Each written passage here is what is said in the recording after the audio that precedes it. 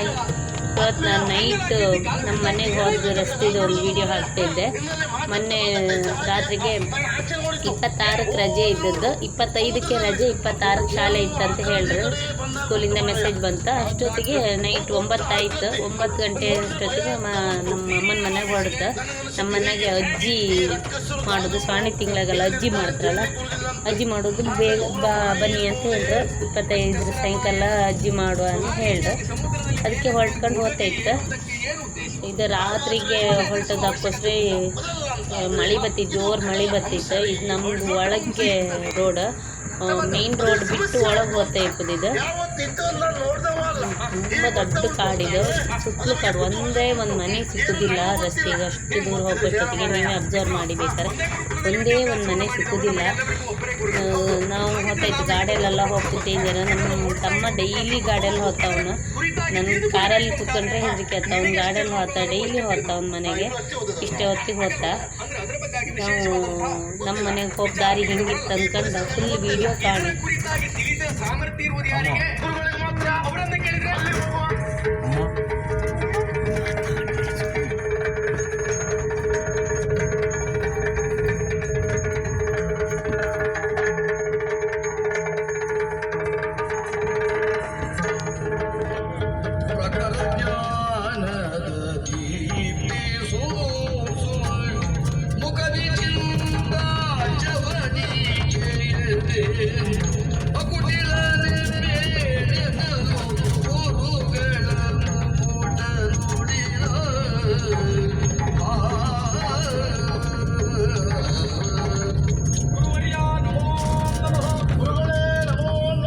ಒಳ್ಳೇದಾಗ್ಲಿ ಮಕ್ಕಳೇ.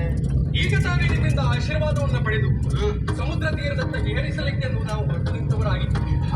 ವಿಹರಿಸುತ್ತಾ ಮುಂದುವರಿಯುತ್ತಿರುವಂತಹ ಸಂದರ್ಭ, ಕಡಲಿನಲ್ಲಿ ಒಂದು ವಿಶೇಷವಾದಂತಹ ಆಕೃತಿಯೊಂದನ್ನು ಗ್ರಹಿಸಿದ ಗುರುಗಳೇ. ಮತ್ತೆ ಏನು ಎಂತ ಎನ್ನುವುದನ್ನು ಕೇಳುವಸಗವಾಗಿ ನಿಮ್ಮ ಹತ್ತಿರಕ್ಕೆ ಬಂದ್ರೆ, ಹೋಗುವಾಗ ನಾವು ಇಲ್ಲಿಂದ ಹೋಗುವಾಗ ಇದ್ದ ಮನಸ್ಥಿತಿಯೋ ಮುಖಸ್ಥಿತಿಯೋ ಈಗ ನಿಮ್ಮಲ್ಲಿಲ್ಲ. ನಿಮಗೆ ಏನಾಯ್ತು ಗುರುಗಳೇ? ಅದು ವದನರಾಗಿದ್ದೀರಿ, ನಾನು ವದನರಾಗಿದ್ದೀನಿ. ಯಾವತ್ತೂ ನಿಮ್ಮ ಮುಖನ ಈ ರೀತಿ ನೋಡುತ್ತಿಲ್ಲ ಗುರುಗಳೇ. ಮನುಷ್ಯರೇ ಮಗು, ಮನುಷ್ಯ ಅಂತಾದ ಮೇಲೆ ಸಂದರ್ಭಕ್ಕೆ ತಕ್ಕ ಹಾಗೆ ಮುಖದ ಭಾವನೆ ಇರಬೇಕಾಗುತ್ತದೆ. ಆದರೆ ನಿಮ್ದು ಯಾವತ್ತೂ ಹೀಗಿರಲಿಲ್ಲ ಗುರುಗಳೇ. ಒಂದು ವ್ಯತ್ಯಾಸ ಖಂಡಿತ ಅಂತ ಇದ್ದು ಆ ಮಟ್ಟಿಗೆ ಬುದ್ಧಿವಂತನಿದ್ದೆ ಅಂತ ನಾನು ತಿಳ್ಕೊಂಡಿದ್ದೇನೆ. ತೋರಿಸಿದ್ದು ನೀವೆಲ್ಲ ಗುರುಗಳೇ, ಸಾರ್ಥಕ ಆಯಿತು. ಧನ್ಯವಾದಗಳು. ನಿಮ್ಮ ಹತ್ತಿರಕ್ಕೆ ಬಂದು ನಿಂತಾಗ ಸಂತೋಷದಲ್ಲಿ ನಮ್ಮನ್ನು ಆಶೀರ್ವದಿಸುವವರು ನೀವು, ಪ್ರೀತಿಯಿಂದ ಮಾತಾಡುವವರು ನೀವು. ಇವತ್ತಾಗಲ್ಲ ಮಾತಾಡೋದ್ರ ಬಗ್ಗೆ ಆಲೋಚನೆ ಮಾಡ್ತಾ ಇದ್ರಿ ಗುರುಗಳೇ. ಏನು ಮಾತಾಡ್ಬೇಕಂತ ನಿಮ್ಗೆ ಗೊತ್ತಿಲ್ಲವೋ ಹೇಗೆ ಗುರುಗಳೇ? ಎಷ್ಟು ಮಾತಾಡ್ತೇವೆ ಅನ್ನೋದು ಮುಖ್ಯ ಅಲ್ಲ ಮಗ.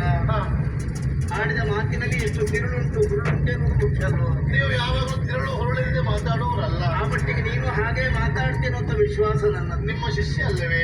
ಸಾರ್ಥಕ ಆಯ್ತು, ಧನ್ಯವಾದ. ಈ ರೀತಿಯಾದಂತಹ ಮನಸ್ಥಿತಿಯನ್ನು ತಳೆಯುವರೆ ಕಾರಣ ಏನು? ಆ ವಿಚಾರ ಏನೆನ್ನುವುದನ್ನು ಕೇಳುವುದರ ಮೊದಲಾಗಿ ನಿಮಗಾಗಿರುವ ಪರಿಸ್ಥಿತಿ ಏನೆನ್ನುವುದನ್ನು ದಯಮಾಡಿ ಹೇಳಬೇಕು ಗುರುಗಳೇ, ಹೇಳಬೇಕು. ಓ ಸರಸಾಕ್ಷ,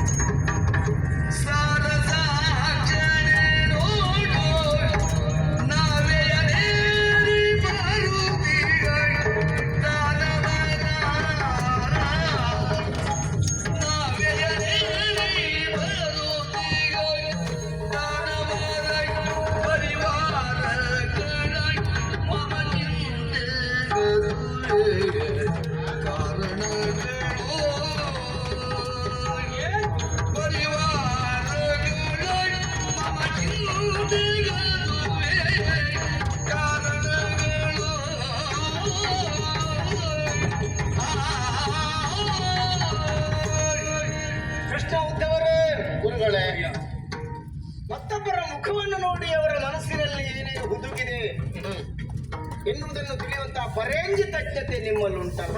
ಪರಂಗಿ ತಜ್ಞ, ಪರರ ಇಂಗಿತವನ್ನು ಅರಿಯುವಂಥದ್ದು. ನಿಮ್ಗೆ ಸ್ವಲ್ಪ ಕಷ್ಟ ಆಗ್ತದೆ, ಆದರೂ ತೊಂದರೆ ಇಲ್ಲ. ನೀವು ತಪ್ಪು ಹೇಳಿದ್ರೆ ನಾನು ಸರಿ ಮಾಡ್ತೇನೆ, ಗುರು ಅಲ್ವೋ? ಧನ್ಯವಾದ. ಹಾಗಾಗಿ ಇನ್ನೊಬ್ಬರ ನೋವನ್ನು ಅರ್ಥ ಮಾಡಿಕೊಂಡು ಅದನ್ನು ಪರಿಹರಿಸುವಲ್ಲಿಯೂ ಮುಂದುವರಿಯುವಂತಹ ಗುಣವುಳ್ಳವ ನೀನು ಎನ್ನುವುದು ಸ್ಪಷ್ಟವಾಗಿ ನನಗೆ ಅರ್ಥ ಆಗುತ್ತದೆ. ಸರಿ ಗುರು. ನನ್ನ ಕರಕಮಲ ಸಂಜಾತನಾಗಿ ಬಹುಬೇಗ ವಿದ್ಯೆಯನ್ನ ಕರಗತ ಮಾಡಿಕೊಳ್ತಾ ಇದ್ದವ ನೀನು. ಜೊತೆಯಲ್ಲಿ ಇವನು ಹಾಗೆ. ನಾನು ಅಷ್ಟೇ ಬೇಗ ಕಲ್ತಿದ್ದೆ. ಎಷ್ಟು ಕಲ್ತಿದ್ದೆ ಕೇಳಬೇಡಿ, ಕಲ್ತಿದ್ದೆ ಬೇಗ. ನೀನು ನಿಧಾನವೇ ಪ್ರಧಾನ ಅಂತ ತಿಳ್ಕೊಂಡು ಇಷ್ಟರವರೆಗೆ ಬದುಕಿದ್ದಿ ಅಂತ ನನಗೆ ಅರ್ಥ ಆಗ್ತದೆ ಮಗ. ಹಾಗೆ ಇವತ್ತು ನನ್ನ ಮುಖ ಬಾಡಿರುವುದಕ್ಕೆ ಕಾರಣ ಉಂಟಪ್ಪ. ಈಗ ನೀನು ಬಂದು ಕೇಳಿದೆಯಲ್ಲ, ಕಡಲ ಕಿನಾರೆ ಅಂತ ಹೋದಂತಹ ಸಂದರ್ಭದಲ್ಲಿ ಯಾವುದೋ ಒಂದು ವಿಚಿತ್ರವಾದಂತಹ ಬೃಹತ್ತಾದಂತಹ ಆಕೃತಿಯನ್ನು ಕಂಡೆವು ಎನ್ನುವ ಹಾಗೆ ನಾನು ಅದನ್ನು ಗಮನಿಸ್ತಾ ಇದ್ದೇನೆ ಮಗ. ಮನುಷ್ಯನ ಬದುಕು ಅಂತ ಹೇಳಿದ್ರೆ ಹಾಗೆ ಏರುಪೇರಿನ ಗಾಯನ ಇದ್ದ ಹಾಗೆ ಆರೋಹಣ ಅವರೋಹಣ ಇದ್ದೇ ಇರ್ತದೆ. ಹಾಗೆ ಮನುಷ್ಯನ ಬದುಕಿನಲ್ಲಿಯೂ ಸುಖ ದುಃಖ ಎನ್ನುವುದು ಇದ್ದೇ ಇರ್ತದೆ. ಸಕ್ಕರೆ ಸಿಹಿ ಮತ್ತಷ್ಟು ಬೇಕು ಅಂತ ಅನ್ನಿಸ್ತದೆ. ಆದ್ರೆ ಬೇವಿನ ಕಹಿ ನಾಲಿಗೆ ತುದಿಗೆ ತಾಗಿದ್ರೆ ಸಾಕು ಬೇಡಪ್ಪ ಇದು ಅಂತ ಅನ್ನಿಸ್ತದೆ. ಆದರೆ ಸಕ್ಕರೆಗಿಂತಲೂ ಬೇವಿನ ಕಹಿ ಮನುಷ್ಯನ ಆರೋಗ್ಯಕ್ಕೆ ಒಳ್ಳೇದು, ಹೌದು ಅಲ್ವೋ? ಹಾಗೆ ಮನುಷ್ಯನ ಬದುಕಿನಲ್ಲಿ ಅನೇಕ ಕಹಿಗಳು ಇದ್ದೇ ಇರ್ತವೆ. ಅದು ಇಲ್ಲದೆ ಮನುಷ್ಯ ನಿರ್ದೋಷಬೇಕಂ ಹರಿ. ಹರಿಯಪ್ಪನನ್ನು ಬಿಟ್ಟರೆ ಈ ಪ್ರಪಂಚದಲ್ಲಿ ದೋಷ ಇಲ್ಲದೆ ದೋಷ ಎನ್ನುವುದು ಇದ್ದೇ ಇರ್ತದೆ. ಪ್ರತಿಯೊಬ್ಬ ವ್ಯಕ್ತಿಯೂ ನೋವು ನಲಿವುಗಳನ್ನು ಅನುಭವಿಸಲೇಬೇಕಾಗುತ್ತದೆ. ನನ್ನ ನೋವಿನ ಸಂಗತಿ ಏನು ಅಂತ ಹೇಳಿ ಅದು ಆ ಕಡೆ ಅದೆಲ್ಲ ಒಂದು ಪಂಗಡ, ಸಮುದ್ರ ಮಧ್ಯದ ದಾನವರ ಪಂಗಡ. ಬೃಹತ್ತಾದಂತಹ ನೌಕೆಯನ್ನೇರಿ ಬರ್ತಾ ಇದ್ದಾರೆ ಅವರೆಲ್ಲ. ನನ್ನ ನೋವಿಗೆ ಮೂಲ ಕಾರಣವೇ ಅವರು. ನಿಮ್ಮ ನೋವಿಗೆ ಕಾರಣ ನಾವೇ. ಹೌದು. ಕಾರಣ ಏನು ಗೊತ್ತಾ? ಆ ನಾವೇ ಅಲ್ಲಿರುವುದಕ್ಕೂ ನೀವು ಇಲ್ಲಿ ನೋವು ಪಡುವುದಕ್ಕೂ ಏನು ಆದರೆ ಹೋದವ ಸರಯ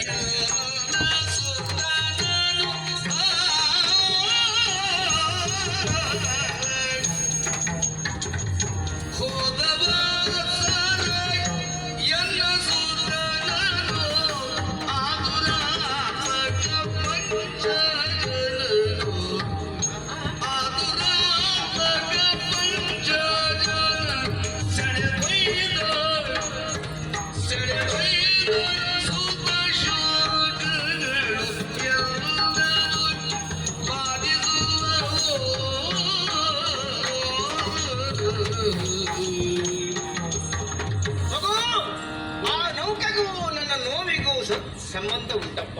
ಏನು ಗುರುಗಳೇ? ಬೇರೆ ಏನು ಅಲ್ಲ. ಈ ಪ್ರಪಂಚದಲ್ಲಿ ಆನಂದವನ್ನು ಕೊಡುವನು ಯಾವನವನು ನಂದನ ಅಂತ ಕರೆಸಿಕೊಳ್ತಾನೆ. ಇದ್ದ ಒಬ್ಬ ಮಗ ಪುನರ್ದತ್ತ. ಮಣಿಕರ್ಣ ಎನ್ನುವುದು ಅವನ ಹೆಸರಾದರೂ ಸಹ ರೂಢಿಯಲ್ಲಿ ಇರುವುದು ಪುನರ್ದತ್ತ ಎನ್ನುವ ಹಾಗೆ. ಒಬ್ಬ ಮಗನನ್ನು ಜೋಪಾನವಾಗಿ ಸಾಕಿದ್ದೆ, ಸಲಹಿದ್ದೆ ನನ್ನ ತಂದೆತನ ಸಾರ್ಥಕವಾಗುತ್ತದೆ ಎನ್ನುವಂತಹ ಅವನ ಕುರಿತಾದಂತಹ ಅದೆಷ್ಟು ಹೊಂಗನಸನ್ನ ಕಟ್ಟಿಕೊಂಡಿದ್ದೆ ಮಗ. ಸರಿ. ಆದ್ರೆ ಹೋದ ವತ್ಸರ ಇದೇ ಎಳ್ಳಮಾಸೆ ದಿನದಂದು ಸಮುದ್ರ ಸ್ನಾನಕ್ಕೆ ಹೋದಂತಹ ಮರಳಿ ಮನೆಯನ್ನು ಸೇರ್ಲಿಲ್ಲ ಮಗ, ಮರಳಿ ಮನೆಯನ್ನು ಸೇರ್ಲಿಲ್ಲ. ಹಾಗಾದ್ರೆ ನನ್ನ ಮಗ ಎಲ್ಲಿ ಹೋದ, ಎಂತ ಆದ ಎನ್ನುವ ಹಾಗೆ ಹುಡುಕುವ ಪ್ರಯತ್ನ ಮಾಡಿಲ್ಲ ಗುರುಗಳೇ. ಯಾವ ತಂದೆ ತಾಯಿ ಸುಮ್ಮನೆ ಇರ್ತಾರೆ ಅಲ್ವೇ? ಹಠದ ಮಕ್ಕಳನ್ನು ಪುನಃ ಪಡೆಯಬೇಕು ಅಂತ ಮಕ್ಕಳಿಗೆ ಯಾವುದಾದ್ರೂ ನೋವು ಉಂಟಾದ್ರೆ ಸಹಿಸಿಕೊಳ್ಳುವುದಕ್ಕೆ ಸಾಧ್ಯ ಆಗುತ್ತದೆ. 10 ಮಕ್ಕಳಿದ್ದರೂ ಸಹ ಸತ್ತ ಪುತ್ರನನ್ನು ಮರೆಯುವುದಕ್ಕೆ ಸಾಧ್ಯ ಆಗುವುದಿಲ್ಲ. ಆಮೇಲೆ ಗೊತ್ತಾದದ್ದು ಆ ರಕ್ಕಸರಿಗೆಲ್ಲ ಒಬ್ಬ ನಾಯಕ ಇದ್ದಾನೆ. ಪಂಚಜನ ಎನ್ನುವುದವನ ಹೆಸರು. ಕಡಲ್ಗಳ್ಳನಾಗಿ ಕಡಲ ತಡಿಯಲ್ಲಿ ಯಾವುದಾದ್ರೂ ಹುಡುಗರು ತಿರುಗಾಡುತ್ತಾ ಇದ್ದರೆ ಕತ್ತೊಯ್ತಾ ಇದ್ದಾನಂತೆ. ಕಡಲ್ಗಳ್ಳ ಕತ್ತರೆ ಕಡಲೆ ಕತ್ತರು ಕಳ್ಳನೆ.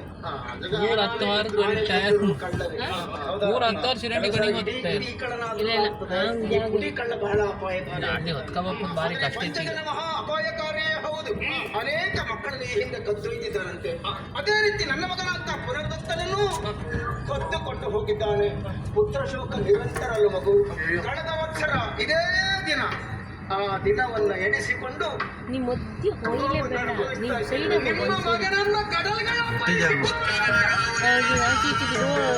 ಮಧ್ಯ ಎಲ್ಲ ಬದಕು ಎತ್ಕೊಂಡಿತ್ತು.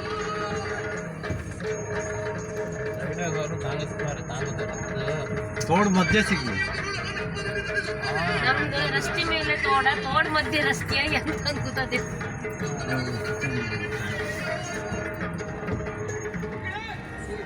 ಇವತ್ತಿನ ದಿವಸವೇ ಹೋದ ವರ್ಷ ನಿಮ್ಮ ಮಗಳನ್ನು ಆ ಕಡಲ್ಗಳ್ಳನಾದಂತ ಪಂಚಜನ ಅಪಹರಿಸಿದ್ದಾರೆನ್ನುವ ಸಲುವಾಗಿ ನೀವು ದುಃಖತಪ್ತರಾದವರ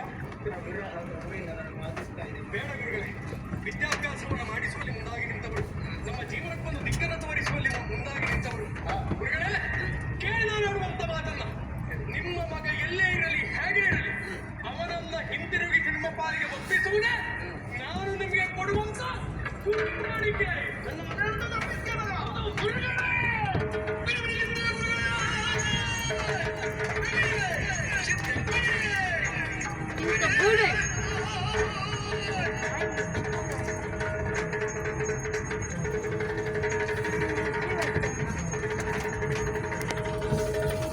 ನನ್ನ ಮನೆ ಬಂತು ನಿದ್ರೆ ಮಾಡೋದು ನಂಗೆ ನೀಕ್ ಬೆಂದು ಸುರು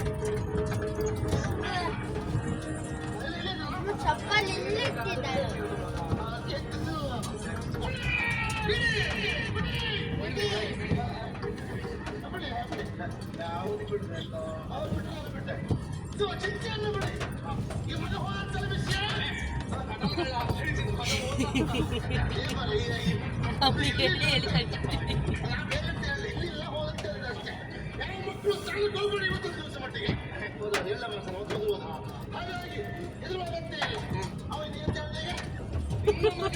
ಹಿಂತಿರುಗಿಸಿ ಕೊಡುವುದೇ ನಾನು ನಿಮಗೆ ಕೊಡುವ ಗುರುಗಾಣಿಕೆ. ನನಗೂ ನೀವು ಗುರು ಅಂದ್ಮೇಲೆ ನಾನು ನಿಮಗೆ ಕಾಣಿಕೆ ಕೊಡಲೇಬೇಕಲ್ಲ. ನೀವು ಕೇಳುವುದಿಲ್ಲ, ವಿಶ್ವಾಸ ರವೀಂದ್ರ ದೇವಡಿ ಕೇಳುವುದಿಲ್ಲ. ಕೊಡ್ಲಿಕ್ಕೆ ಆಯ್ತಾ ಕೊಡುವುದೇ ಯಾವುದಿನ ಕಲ್ಲಿದೆ ಇದ್ರ ತೊಂದರೆ ಇಲ್ಲ ಮಗ. ಬದುಕುವುದಿಲ್ಲ ನಿನ್ನ ಮುಖಲಕ್ಷಣ ನೋಡ್ಲಿಕ್ಕೆ ನಾನು ಮೊದಲೆಲ್ಲ ಇದ್ದೆ, ಈಗ ನನ್ನ ಕೈ ನೋಡಿ ಕಲ್ತೀನಿ. ಯಾವ ರೀತಿಯಲ್ಲಿ ನಿಮ್ಮ ಮಗನ ತಂದು ಒಪ್ಪಿಸ್ತಾರೋ ಅದೇ ದಕ್ಷಿಣೆ. ಕೊಡ್ಲೇನಾಗಿದ್ರೆ ದಕ್ಷಿಣೆ ಕೊಡ್ಲೇಬೇಕಲ್ಲ. ಅಲ್ಲ, ನಿನ್ನ ಇಷ್ಟ ನೀನು ಹೇಳಿದ್ದೀಯ. ನೀವು ಕೇಳೋದಿಲ್ಲ, ನಂಗೆ ಗೊತ್ತುಂಟು. ನನಗೆ ಕೊಡ್ಲಿಕ್ಕೆ ಆಗೋದಿಲ್ಲ, ನಿಮ್ಗೆ ಗೊತ್ತುಂಟು. ಆದ್ರೂ ಕೊಡದೇ ಇದ್ದ ಮನಸ್ಸು ಕೇಳೋದಿಲ್ಲ, ನಂಗೆ ಗೊತ್ತುಂಟು. ಕೊಡುವುದಿಲ್ಲ ಅಂತ ಗೊತ್ತಿಲ್ಲ. ಕೇಳಿ ಅವ ಹೋಗಿ ಅವನು ಬಿಡಿಸ್ಕೊಂಡು ಬರುವಾಗ ಅವನಿಗೆ ಸಹಕಾರಿಯಾಗಿ ಅವ ಏನೇನು ಮಾಡುತ್ತಾ ಅದು ನೋಡ್ಕೊಂಡು ಬಂದು ನಿಮ್ಮ ಹತ್ರ ಹೇಳುವುದೇ ಯಾರು ಎಷ್ಟು ದೊಡ್ಡ ಸಹಾಯ ಮಾಡಿದ್ದಾರೆ, ಎಷ್ಟು ಕೊಟ್ಟಿದ್ದಾರೆ ಅನ್ನೋದು ಮನಸ್ಸುಂಟು ಇಲ್ವ ಮುಖ್ಯ. ಇದು ದೇವಸ್ಥಾನದ ಜೀರ್ಣೋದ್ಧಾರದ ಸಮಯದಲ್ಲಿ ಯಾರು ಎಷ್ಟು ಕೊಟ್ಟಿದ್ದಾರೆ ಅನ್ನೋದಕ್ಕಿಂತಲೂ ಆ ಜೀರ್ಣೋದ್ಧಾರದ ಸಮಯಕ್ಕೆ ಹೋದರೂ ಸಹ ಅವರು ಮಾಡಿದಂತಹ ಪುಣ್ಯದಲ್ಲಿ ಪಾಲು ಸಿಗ್ತದೆ. ಹಾಗಾಗಿ ಈ ಮಟ್ಟಿಗೆ ಸ್ವಲ್ಪ ಪುಣ್ಯ ಬರಲಿ ಅಂತ ಹೊಟ್ಟೆ. ಹೌದಾ? ಅವನು ದಕ್ಷಿಣೆ ಒಪ್ಪಿಸಿದ್ರೆ ಅವನ ಜೊತೆಯಲ್ಲಿ ನೀನಿದ್ರೆ ಅದು ನನಗೆ ಸಲ್ಲುತ್ತದೆ. ಹೌದಾ? ಆ ವಿಶ್ವಾಸ ಮೇಲೆ ನೀವು ಚಿಂತೆಗೆ ಒಳಗಾಗುವುದು ಬೇಡ. ಆದಷ್ಟು ಬೇಗ ನಿಮ್ಮ ಮಗನನ್ನು ನಿಮ್ಮ ಪಾಲಿಗೆ ಪುನಃ ತಂದು ಒಪ್ಪಿಸುವುದು. ಆಡಿದಂತಹ ಮಾತುಗಳನ್ನೆಲ್ಲ ಕೇಳಿದಾಗ ನೀನು ಯಾರು ಎನ್ನುವುದು ಸಂಪೂರ್ಣವಾಗಿ ನನಗೆ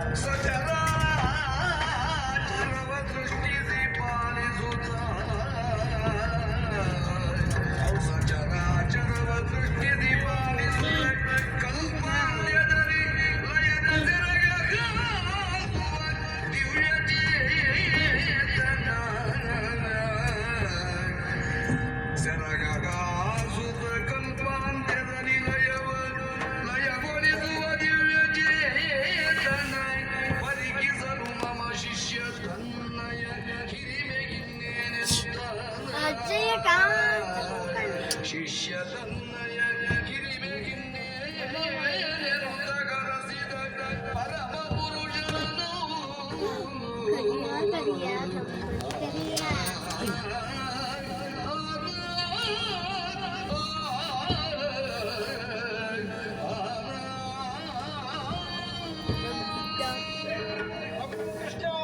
ಗುರುವರಿಯ, ನೀನು ಆಡಿದಂತಹ ಮಾತನ್ನು ಕೇಳುತ್ತಾ ಇದ್ದ ಹಾಗೆ ನೋವಿನಲ್ಲಿಯೂ ನಲಿವನ್ನು ಕಾಣುತ್ತಾ ಇದ್ದೇನೆ. ಸರಿ, ನೀನು ಯಾರು